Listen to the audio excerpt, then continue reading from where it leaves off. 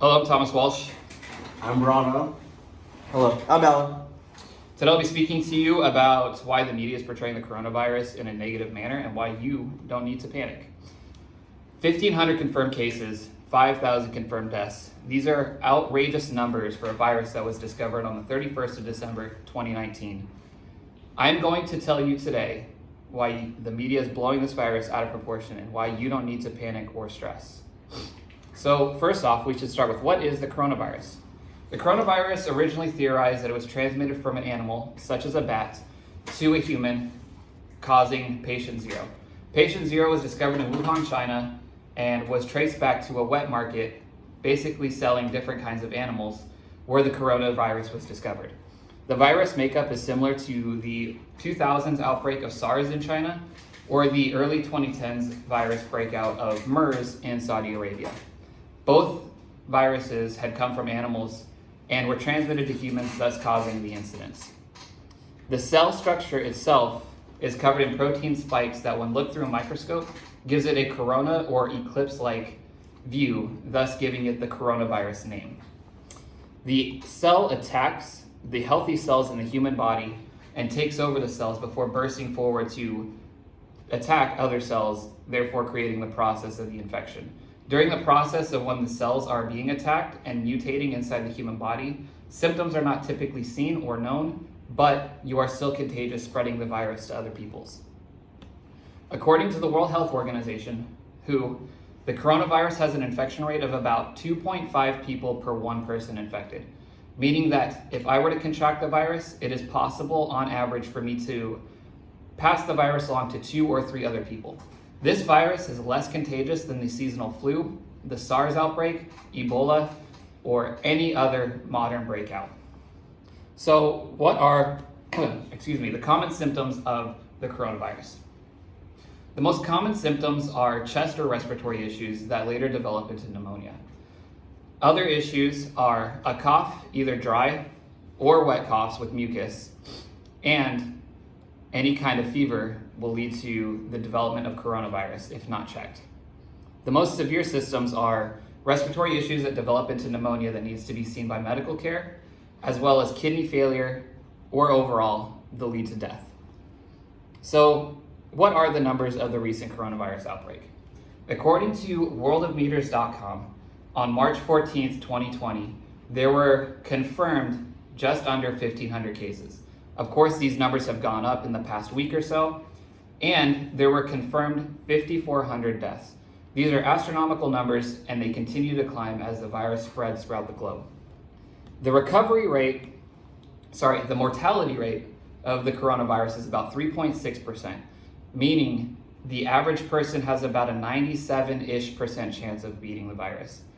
Typically, the elderly and those with other underlying medical causes are the ones that suffer the mortality rates.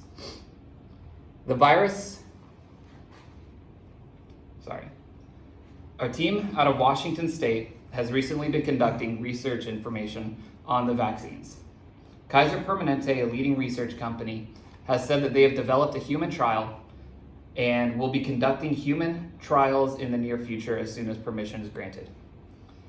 They are seeking 25 individuals of all ages and all backgrounds, and will be administered 2 doses within a month period of varying dosages. The human trials are expected to last about 14 months, and then results will be published on if the virus was defeated by the vaccine or not. Fox News also reports that Moderna Inc.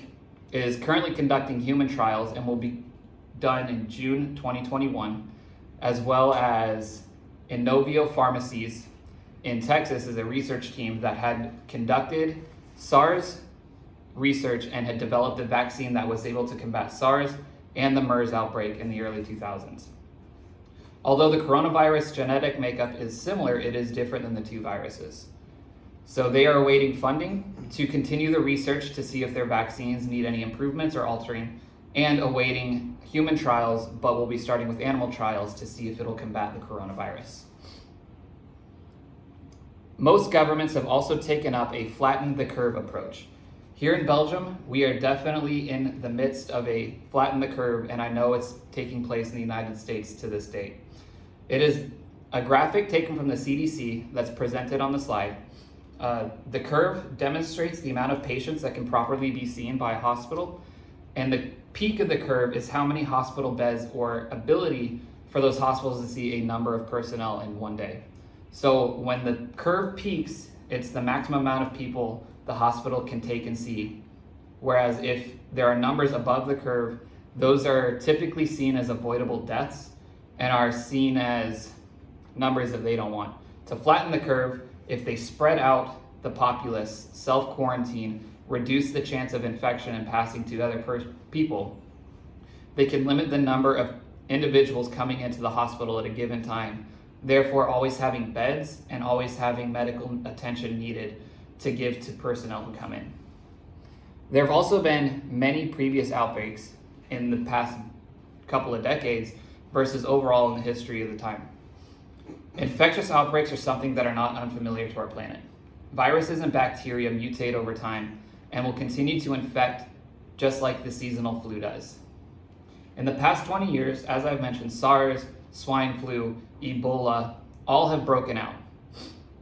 All of these viruses have had a higher mortality rate than the coronavirus has, to include all age brackets, which will be discussed later.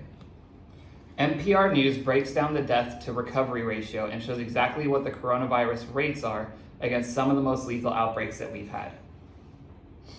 NPR News also lists by age bracket what the mortality rate is for the coronavirus. As you can tell on the presentation, there are exponentially more chance to die if you are above the age of 70 than you are below the age of 70. This also takes into factors of individuals with underlying health causes or just weak immune systems.